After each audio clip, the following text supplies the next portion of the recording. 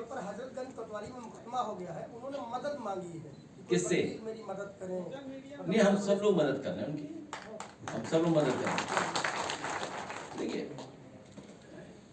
अगर कोई घटना हुई है और कोई बात कही जा रही है तो सरकार कम से कम जो कह रहे हैं उन पे तो कार्रवाई न करे। इसीलिए मैं कह रहा हूं जो इनके अपने लोग हैं वो कानून व्यवस्था को कब ठेंगा दिखाने पता ही नहीं है। और कितनी बार हम लोगों ने देखा, आपने देखा, ठेंगा दिखा रहे हैं। हमारी बहन बोल रही थी कि वो हमें भी हमला कर रहे हैं, हमने तो देखा ही नहीं, ऐसा पढ़ते ही नहीं हम ऐसे लोगों के बारे में। और फिर चुनौती, अगर राजनीति कर रहे हैं जैसे हम लोग, अरे इन चुनौतियों का सामना नहीं करेंगे तो राजनीति करना ही भूल जाए हम लोग, बंद कर रहे।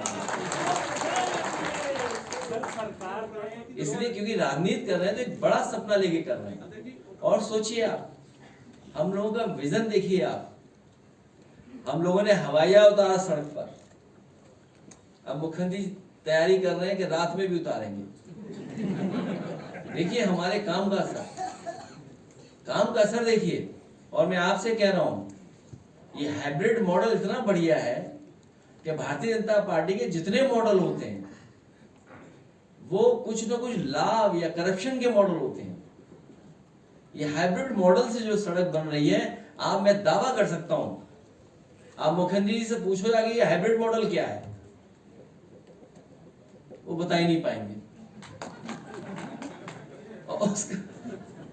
और अगर एक्सप्रेस वे दूसरा देख रहे, अपना तो देख लेते पहले, वो गोरखपुर लिंक जो अभी तक नहीं बन पाई, उधर भी तो उतारे हैं हेलीकॉप्टर। हमारे मुख्यमंत्री इतने अच्छे हैं कि हर सड़क को एक्सप्रेस वे समझते हैं। सर, जिन लोगों ने हमला किया था रामजीलाल सुमन पे, फौरन एसडीएम ने जमानत दे दिया उन सभी लोगों को। क्या उनकी कार्रवाई? नहीं, मामूली जो है शांति भंग की धाराओं में मुकदमा दर्ज किया। और आगे भी ये लोग ऐसी, हम तो ये कहते हैं ना, ऐसे लोगों से कहते हैं ना कि भाई हम पे, हमें भरोसा है संविधान पर, कानून पर। आप आइए खुले मैदान पे, खुले मन से आओ, बहस कर ले, बात कर ले, खुले मन से आइए ना, आइए बात कर ले। बात करने में क्या है, किस बात की नाराजगी है? आइए खुले मन से, हम लोग भी बात कर लें आपसे। नहीं सर, वो माफी की मांग कर रहे हैं और ये कह रहे हैं हमले तब तक जारी रहेंगे जब तक माफी नहीं मांग लेते। और क्या आप रामजीलाल सुमन की सिक्योरिटी बढ़ाने के लिए सरकार को? देखिए, हम लोकतंत्र पे भरोसा करते हैं, कानून पे भरोसा करते हैं, संविधान पे भरोसा करते हैं और खुले मन से बात करने के लिए हम लोग तैयार हैं। बताइए, खुले मन से बात करोगे? और मैंने कहा कई बार, कहा, फिर दोहराता हूँ, अभी जरूरत है सीमा पर सेना की, अभी जरूरत है सीमा पर सेना की। और जब कभी भी आप पाकिस्तान से सवाल खड़े करोगे तो आपको चीन से भी मुकाबला करना पड़ेगा। कई जो अखबार हैं इंटरनेशनल से लेकर के आपके हमारे महत्वपूर्ण अखबार हैं, कई राइटअप आए हैं, कई लोग चर्चा कर रहे हैं इस बात की कि जब कभी भी आप पीओके की तरफ देखोगे, पीओके की तरफ देखोगे तो साथ में आपको चीन से भी मुकाबला करना पड़ेगा। इसलिए किस तरह की चीजें हैं, सब तरह के डिप्लोमेटिक चैनल्स का इस्तेमाल कर करके, दबाव बना करके उसको छुड़वाना चाहिए। माननीय, आज सवाल के साथ में मेरी पीड़ा भी है। मैं 8 साल से जर्नलिज्म में तो पीढ़ी में हो आप। नहीं सर, गंभीर विषय है, मेरे ऊपर मुकदमा हुआ नहीं, है। पहले मैं कह दूं, अगर आप, मुझे तो पता नहीं है आप पत्रकार हैं कि या सहयोग समर्थन करने आए हैं। नहीं सर, मैं पत्रकार हूँ 8 साल से, और इस तानाशाह सरकार का मैं हमेशा से जुल्म सहता आया हूँ। 6 बार नौकरी से निकाला गया हूँ, लेकिन मुझे उसकी पीड़ा नहीं है। मैंने पहलगाम हमले पे सवाल पूछे कुछ, लेकिन उस सवाल के बाद मेरे ऊपर IT एक्ट में मुकदमा दर्ज करा गया है 67 के तहत, 352 के तहत। उसकी भी मुझे पीड़ा नहीं है मुकदमा होने के बाद। लेकिन अब मुझे धमकियां मिल रही हैं, फोन पे आतंकवादी कहा जा रहा है, और ये भी कहा जा रहा है कि हफ्ते भर के अंदर तुझे मार दूंगा। मेरे घर से निकलना सर मुश्किल हो गया है, पत्रकारिता मेरी खत्म हो चुकी है। अच्छा, आप यूट्यूबर हैं लगता मेरा है। परिवार रो रहा है। किसी अखबार में? ये सर मेरे पास है सर, मैं एंकर हूँ, टीवी न्यूज एंकर। अच्छा, न्यूज़ टीवी। ला हमें दे देना, हम दे देना, कह देंगे, मदद करेंगे आप। मुझे सर मदद की जरूरत तो है ही है, लेकिन सर ये जो इसमें धाराएं लगी है उसकी भी चिंता नहीं थी, लेकिन अब सर मुझे लग रहा है कि मैं मार दिया जाऊंगा। मैं एसीपी के पास गया, उसने मेरी नहीं सुनी, FIR नहीं ली। मैं अपने थाने में गया, उसने कहा साइबर सेल में जाइए, उसमें वहाँ भी मेरी सुनवाई नहीं हुई। पुलिस मेरी कोई मदद नहीं कर रही है सर कहीं। इसीलिए पीडीए में सबसे पहला वर्ड जो है वो P फॉर पत्रकार भी है और P फॉर पीड़ित भी है। इसलिए आपकी भी रक्षा करने की जिम्मेदारी पीडीए समाज की है। कागज दे देना, कागज दे देना। आ गया सर, आ गया P फॉर पत्रकार। सर, राठौर का आ गया सर, राठौर जी आ गए। कि सोशल मीडिया पर हो रही है। एक फोन कॉल से दूसरे देशों की वॉर रुकवाने वाले पॉपो अपने देश में आतंकवादी हमला नहीं रुकवा पाए और अंधभक्त मुझसे कह रहे हैं कि ऐसी बातों पर राजनीति और सवाल मत करो। तो किस बात पर सवाल करूं? शिक्षा पर, जिसे मुद्दा ही नहीं समझा जाता, या स्वास्थ्य पर, जिस पर सवाल करना अब आउट ऑफ फैशन हो गया है? बोलो किस पर सवाल करूं? बेरोजगारी पर, जिसके जवाब में तुम्हारे अब्बा हुजूर पकौड़ा तलने की सलाह देते हैं? अरे जब देश की राजनीति ही राष्ट्रवाद और हिंदू मुसलमान के मुद्दे पर चल रही है, उसके बाद भी आतंकी हमलों में देशवासी मारे जा रहे हैं, तो सवाल किस मुद्दे पर करूं? 56 इंच की छाती पर देश के सारे मुद्दों को समेट देने वाले मोदी जी की सरकार में आतंकवादी हमले होंगे और नागरिकों की हत्या होगी, तो सवाल क्या मोहम्मद अली जिन्ना और नेहरू जी से पूछा जाएगा? नागरिकों की मौत और आतंकवादी हमलों पर सवाल क्यों नहीं पूछा जाना चाहिए भाई? इन सवालों से इतना डर क्यों रहे हैं आप? अपनी ही सरकार में हुए पुलवामा आतंकी हमले के शहीदों की मौत पर बेशर्मी से वोट मांगने वाला ये आदमी पहलगाम के पर्यटकों की मौत पर भी वोट मांगेगा और अंधभक्त इसे मास्टर स्ट्रोक बताकर वोट भी देंगे। सरकार ने ये भरोसा दिलाया है कि वो सरकार ठोस कदम उठाएगी और सबसे ठोस कदम जो सरकार का लग रहा है वो यही है। अभी तो कितनी 24 सीटें खाली हैं कश्मीर में।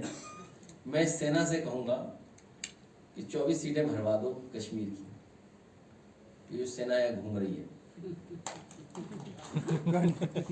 सर, शंकराचार्य ने कहा है कि 20 साल लग जाएंगे पानी रोकने में। मेरी जानकारी में नहीं है चीजें। सरकार दावा कर रही है कि बहुत जल्दी कर देंगे, क्योंकि जो नोटबंदी का परिणाम आया वो हो सकता है जलबंदी जल्दी करना। नोटबंदी में कहा था कि भ्रष्टाचार खत्म हो जाएगा, आतंकवाद खत्म हो जाएगा। उम्मीद है कि जलबंदी होने के बाद पाकिस्तान खत्म हो जाएगा। सर, मशीन ही खराब है पानी रोकने के लिए। मशीन तो खराब है, पानी रोके के सर? इतना टेक्निकल नॉलेज नहीं है, हमें इतनी जानकारी नहीं। तो फिर क्यों दावा ठोक रहे हैं पानी रोकने ही जानकारी दे सकती है कि अगर उस तरह का बड़ा पैमाने पर जो इंफ्रास्ट्रक्चर बनाना पड़ेगा, स्ट्रक्चर्स बनाने पड़ेंगे या रिजर्वायर बनाने पड़ेंगे, उसके लिए कितना समय लगेगा? अध्यक्ष जी, एक सवाल है कि भाजपा के वरिष्ठ नेता हैं रविशंकर प्रसाद, अभी दिल्ली उन्होंने पीसी किया है और वो कह रहे हैं कि कितना असंवेदनशील बयान की पराकाष्ठा है कि अखिलेश यादव कह रहे हैं कि कानपुर पीड़ित के साथ हमारा कोई संबंध नहीं है तो हम वहाँ नहीं जाएंगे। उनको उन्होंने इस तरह से आप देखिए, ऐसा है, उसमें कोई छिपाने की बात नहीं है। सवाल ये नहीं है मैं किसके घर जा रहा हूँ नहीं जा रहा हूँ। सवाल ये था कि हमारे घर आतंकवादी क्यों आए, आतंकवादी कैसे आ गए। और जहां तक सवाल उनके घर के जाने का है, हमारी पार्टी के बड़े पैमाने पे नेता जा चुके हैं और अगर आपको सूची चाहिए कौन कौन जा चुका है तो ये कानपुर का हमारा साथी है, वो बता देगा। विजय कहाँ है? हाँ, बता दीजिए कितने लोग जा चुके हैं, यहाँ खड़े होकर बता दो। हाँ, देखिए वो भी गया था। आओ इधर आओ, इधर आइए, आ जाओ, आ जाओ, यहीं से बता दो। कानपुर महानगर के जिलाध्यक्ष फजल महमूद जी गए, हसन उमी जी गए विधायक जी, अमिताभ वाजपेयी जी गए, आर नगर से विधायक हैं, मुनीम शुक्ला जी कानपुर ग्रामीण जिला अध्यक्ष हैं, मैं लोहिया वाहिनी के जिला अध्यक्ष हूँ, विजय यादव मैं गया हूँ, और इसके साथ साथ कम से कम 100 से 150 लोग लगातार घटनाओं कानपुर से माननीय विधायक है अमिताभ वाजपेयी गए, जिला अध्यक्ष फजल महमूद जी गए, हम लोग सारे वहाँ सब लोग गए, और जो खत्म हुए ये सतीश महाना जी के जो विधानसभा अध्यक्ष है उनके बहुत क्लोज में है, क्योंकि उनका सीमेंट का काम होता है बीजेपी वालों से, और हम लोग पहले वहाँ जा चुके हैं। लेकिन उनके परिवार की अभी भी समस्या ये है कि सरकार की वहाँ पे कोई वहाँ पे आर्मी वाले नहीं थे, बीएसएफ वाले नहीं थे। देखिए सवाल ये नहीं इधर उधर वाली, देखिए दिल्ली से अगर ये बात आ रही है तो इसका मतलब ध्यान भटकाना चाहते हैं। एक मिनट, ए बेटा खड़े हो, ध्यान भटकाना चाहते हैं वो लोग, वो ध्यान हटाना चाहते हैं। तो इसलिए मैंने कहा सवाल ये नहीं है कि मैं घर गया और फिर जो घटनाएं आप बता रहे हैं, तो जो हमला अभी हुआ था ऑलरेडी रामलीला सुमन जी पर, उन्हें डराने के लिए हुआ था, डराने के लिए, और ये हमला कोई पहली बार नहीं हो रहा है। ये सरकार का सपोर्ट है, डीजीपी साहब का सपोर्ट है, जो मुख्यमंत्री जी हैं और डीजीपी एक ही तरह के हैं लोग, इसलिए समर्थन है। अखिलेश जी, पहलगाम हमले को लेकर एक लोक गायिका है नेहा सिंह राठौर, उन्होंने सरकार से सवाल पूछा तो उनके ऊपर एफआईआर लिख दिया गया, और वो तो अभी विषय हमने कविता नहीं सुनी उनकी, अगर उन्होंने कहा होगा तो अच्छा ही कहा होगा। देशद्रोह तक का नहीं, अगर कहोगे तो हम प्ले करा देंगे। पहले हमारा तो कोई परिचय नहीं था, पिछली बार मैंने आपसे बोला था, कहो तो हम स्पेशल वादे मूवी मैं चाहूंगा कि कौन से पे मिलेगा उनकी पूरी कविता बताओ, मैं चलवा दूंगा। उसी पर है, उन्हीं के हैंडल पर है।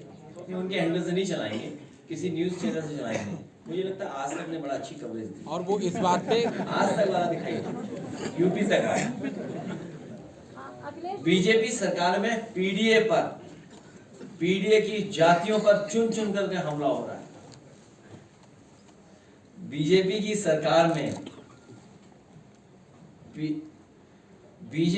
सरकार में पीडीए की जातियों पर चुन चुन करके हमला हो रहा है। इलाहाबाद में दलित को जिंदा जला दिया था, वाराणसी में पटेल जाति के नौजवान को गोली मार दी। ये पीडीए के लोगों को चुन चुन करके मारा जा रहा है। जौनपुर में मौर्य जाति के नौजवान को दौड़ा दौड़ा करके मार दिया। रामपुर में दलित मूक बधिर बच्ची के साथ दो बलात्कार हुआ। आजमगढ़ में सुरोज जाति के नौजवान के इसलिए मार दिया गया कि उसने जय भीम का नारा लगा दिया। ये नए तरह का ट्रेंड चल रहा है, नए तरह का ट्रेंड है। अगर गाना कविता मिल गई हो तो चला दीजिए। इसी तरह हमारा एक समाजवादी साथी पर सोशल मीडिया पर उसने कोई टिप्पणी कर दी या कुछ लिख दिया, पुलिस ने और थाने में जाकर के मारपीट सुनने में आ गया। अभी कविता आ गई। इसलिए आर्थिक समानता पर जो हम लोगों की लड़ाई है, जो भेदभाव पैदा किया है, ये बहुत सी चीजें सरकार चलाएगी जिससे हमारा ध्यान हट जाए। न हम हमले से डरने वाले लोग हैं, न किसी के डराने से डरने वाले लोग हैं, क्योंकि हम सबको मिलकर के भारतीय जनता पार्टी को उत्तर प्रदेश से सफाया करना है, उसकी तैयारी हम लोग कर रहे हैं। और जो हमारी लड़ाई है आर्थिक समानता की और सामाजिक न्याय के राज की स्थापना की, बहुत सारी समस्याओं का समाधान तभी हो जाएगा जिस दिन हम सब लोग सामाजिक न्याय के राज की स्थापना करने में कामयाब हो जाएंगे। उसी समय बहुत सारी समस्याओं का अपने आप समाधान हो जाएगा। सर, बीएसएफ जवान पूर्ण कुमार साव को पाकिस्तान ने गिरफ्तार कर लिया है, उनके कब्जे में है। परिवार का आरोप है कि सरकार कोई भी सुनवाई नहीं कर रही है और उस जवान की रिहाई के लिए कोई भी कदम नहीं उठा रही। सरकार को पूरी जिम्मेदारी के साथ और जो भी अपने बहुत धन्यवाद सब लोगों का, बहुत धन्यवाद।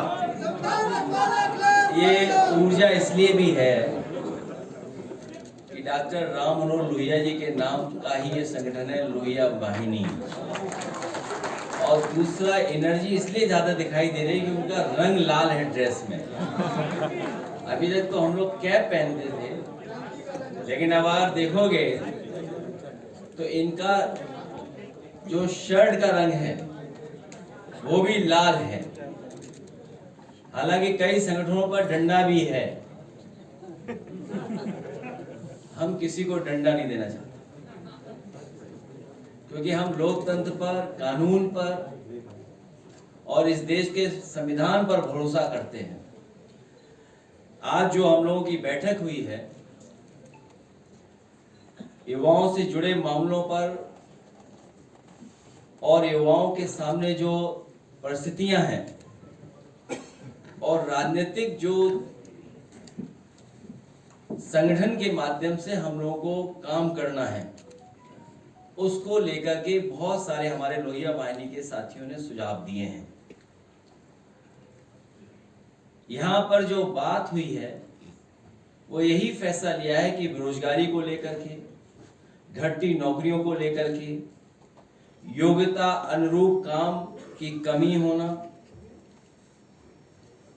या कम वेतन पर नौकरी मिलना, युवतियों के लिए असुरक्षित वातावरण जो पैदा हो गया है सरकार में, और जिस तरीके से भारतीय जनता पार्टी ने राजनीतिक हस्तक्षेप बढ़ाया है शिक्षा के क्षेत्र में, अधिक फीस महंगी हो गई है, शिक्षा का लगातार निजीकरण होता जा रहा है, या शिक्षा में वो व्यवस्था लागू हो रही है जो गरीब गांव में रहने वाले लोग हैं या मध्यम वर्ग के लोग हैं उनसे शिक्षा दूर होती चली जा रही है। ऑनलाइन शिक्षा की भी समस्याएं हैं, उनको लेकर के भी सुझाव आए हैं। और इधर जो रोजगार की बात तो हम लोग करते हैं, लेकिन इस सरकार में कमीशनबाजी बहुत बड़ी है, भ्रष्टाचार की भी सीमाएं, ये सरकार के अधिकारी मिलकर के सब सीमाएं तोड़ चुके हैं। इसी तरह मुद्रा वाली योजना को हम लोग बार बार कहते हैं और कई बार कहा कि 33 लाख करोड़ रुपए बांटे गए हैं और 52 करोड़ लोगों को पैसा मिला है, और ये सरकार मानती थी कि एक व्यक्ति को कम से कम रोजगार इससे मिलेगा। तो अगर ये बात हम सरकार की स्वीकार कर लें तो एक भी नौजवान बेरोजगार नहीं बचना चाहिए, हर एक के पास रोजगार होना चाहिए। युवा ही संविधान की रक्षा करेंगे, और न केवल संविधान की रक्षा करेंगे बल्कि आरक्षण को भी बचाने का काम यही युवा करेंगे मिलकर के। हाल ही में जो घटना हुई है, ये जो हमला हुआ था, ये हमला इसलिए भी हुआ है कि सुमन जी दलितों को कुचलने वालों के खिलाफ आवाज उठाने के लिए उस सुनहरा गांव में जा रहे थे जहां सत्ता सजातियों ने कुछ दलितों को कई बार बेरहमी से रौंदा था, जिसमें एक दलित महिला की मौत भी हुई है और कई बुरी तरह घायल हुए हैं। उत्तर प्रदेश में जो माहौल बना है, उत्तर प्रदेश में थार और बुलडोजर को जानबूझ करके भाजपाई दबंगई और भय का प्रतीक बनाया जा रहा है। ये जो थार और ये बुलडोजर सरकार जानबूझ करके लोगों को डराने के लिए, लोग भयभीत हो जाएं, उसका प्रतीक बनाने का काम चल रहा है सरकार में। ये सच्चाई में तो चुनौती सरकार को दी है, उनकी कानून व्यवस्था को दी है। जो लोग ये कहते थे कि जीरो टॉलरेंस है, जो चुनौती दी गई वो सीधी सीधी चुनौती दी गई है। हम वो लोग हैं जो संविधान को मानते हैं, कानून को मानते हैं, लेकिन इधर देखने को मिला है कि कुछ लोगों को पूरा खुली छूट है, कुछ भी कर सकते हैं। और स्वाभाविक है, वो इसलिए छूट है क्योंकि उन्हीं के स्वजाती लोग बैठे हुए हैं, ऊपर से लेकर के नीचे तक। ये जो बुलंदशहर में हमला हुआ है सांसद आदरणीय रामजी सुमन जी पर, ये हमला कहीं न कहीं इशारा करता है कि उनको सरकार का पूरा सहारा है। याद कीजिए, एक दिन मैंने ये कहा था इसी ऑडिटोरियम में कि सरकार के लोग अभी तो औरों को धमका रहे हैं, लेकिन एक समय ऐसा आएगा ये सरकार के लोग किसी को नहीं छोड़ेंगे। और उसी का उदाहरण हम लोगों को देखने को मिला है। मैं अपने प्रेस के लोगों का धन्यवाद देता हूं कि हर बार आपको सर, वाराणसी में एक छात्र ने एक छात्र को गोली मार दी थी और अभी तक के कोई उसका समाधान नहीं निकल पाया। उसी लेकर के पल्लवी पटेल ने भी आज प्रेस कॉन्फ्रेंस भी की थी। और अभी जो छात्र जो है घूम रहे हैं जिसने गोली मारी थी। देखिए,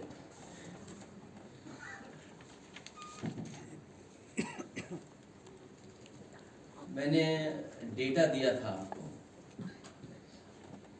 जिस तरह अधिकारियों की पोस्टिंग है, ये भी है गोरखपुर, अमेठी, कुशीनगर की है। ये डेटा देख लीजिए आप, वो आप समझ गए होंगे कौन ज्यादा है कौन कम है, बताने की जरूरत नहीं है।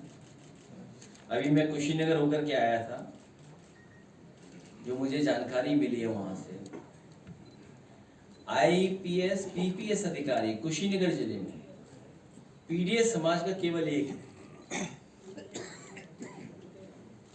कुशीनगर जिले में PPS और IPS अधिकारी केवल एक है।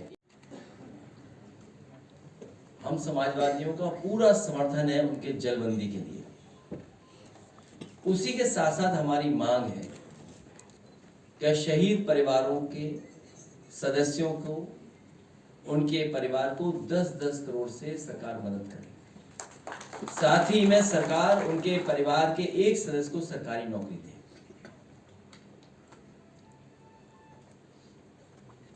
ठीक है, अखिलेश जी, कल जो रामजी लाल सुमन के ऊपर अटैक हुआ, तो उसके बाद ओकेंद्र राणा नाम के एक व्यक्ति ने उसकी जिम्मेदारी लिया है और उसने फेसबुक पर वो लगातार अपडेट कर रहा है। कोई पत्रकार कुछ लिख देता है तो फौरन उसका अकाउंट देख लिया जाता है, लेकिन वो लगातार 20 अप्रैल को भी उसने लिखा था, उसमें उसने आपको भी धमकी दिया है कि अखिलेश यादव को घुटने पर टिकवाएंगे। तो क्या हमें क्या करवा देंगे? घुटने पर टिकवाएंगे हमें भी।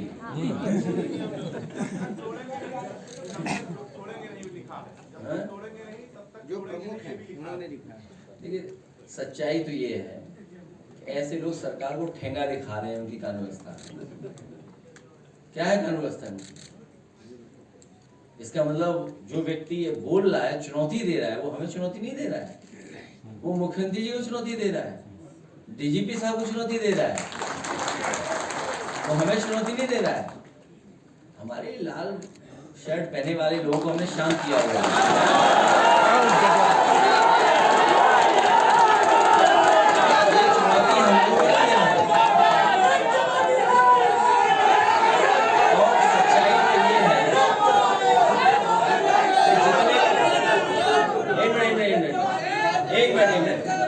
ये जो चुनौती दी जा रही है, वो जो वर्दी पहने लोग हैं, ट्रेनिंग पाए लोग हैं, हम तो पॉलिटिकल लोग हैं।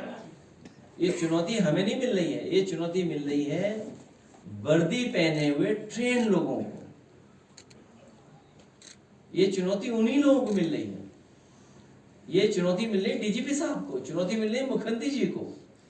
हम लोगों को चुनौती नहीं है ये चुनौती और इसलिए भी मिल रही है कि इनका कुछ सीधा संपर्क या संबंध होगा, और ये सब ऐसे लोग कानून व्यवस्था को ठेंगा दिखा रहे हैं। ऐसी कार्रवाइयों पर बहुत सारे क्षत्रिय नेता समर्थन कर रहे हैं, जिसमें आपके एक पुराने सहयोगी राजा भैया भी। मंत्री राजा भैया बोलते तो अच्छा लगता है, यही सम्मान है उनका, मंत्री नहीं रहे।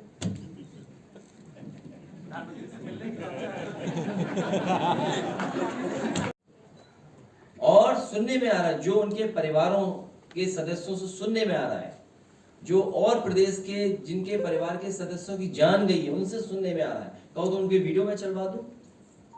इनके मंत्रियों को, इनके मुख्यमंत्रियों को क्या सुनना पड़ा, और सुनने में आ रहा है 1.5 घंटे तक कोई पहुंचा ही नहीं वहां पर, 1.5 घंटे तक कोई पहुंचा ही नहीं मदद के लिए, अस्पताल में पहुंचाने के लिए कोई इंतजाम नहीं था। तो आप क्या कह रहे हैं, हम विश्व गुरु बन गए, अमृतकाल चल रहा है, ये हमारा डंका बज रहा है, हम दुनिया की ये तीसरी अर्थव्यवस्था बने जा रहे हैं। आप सोचिए, तीसरी अर्थव्यवस्था बने जा रहे हो, आप किसी घायल को इलाज नहीं दे पा रहे हो।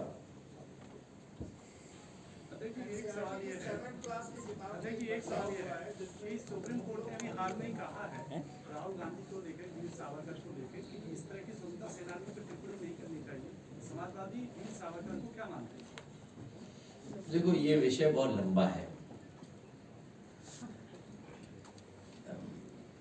देखिए, हर महापुरुष से लोगों की भावनाएं जुड़ी हुई हैं, इसीलिए किसी को ठेस नहीं पहुंचे, कोई शब्द ऐसे इस्तेमाल नहीं होने चाहिए। अभी आप अदरवाइज ले लोगे कि मैं एडवाइस राहुल जी को कर रहा हूं। खैर, भारतीय जनता पार्टी का जब गठन हुआ था, उस समय भारतीय जनता पार्टी में भी इस बात की चर्चा थी, इस बात की बहस हुई थी, और भारतीय जनता पार्टी के जो पहले प्रेसिडेंट थे उन्होंने स्वीकार किया था कि इस देश को उनकी पॉलिटिकल पार्टी एक सेकुलर और सोशलिस्ट कंट्री बनाने की दिशा में लेकर के जाएगी। उस समय बताओ किसने फंडिंग की थी उस कार्यक्रम की?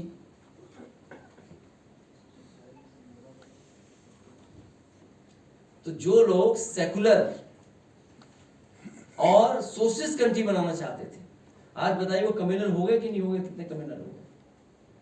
सोशलिस्ट की जगह वो कैपिटलिस्ट हो गए, और इतना गैप पैदा कर दिया कि जिसकी आप कल्पना नहीं कर सकते। इतने बेरोजगार पैदा कर दिए इन्होंने, और अर्थव्यवस्था इतनी खराब कर दी कि कुछ हाथों में सब कुछ चला गया। अगर उन हाथों में सब कुछ चला गया है तो आप कैसे, जो खाई पैदा हुई है अमीर और गरीब के बीच में, इतनी बड़ी खाई दुनिया में किसी देश में नहीं है जिस तरह से हमारे देश में पैदा हो गई है।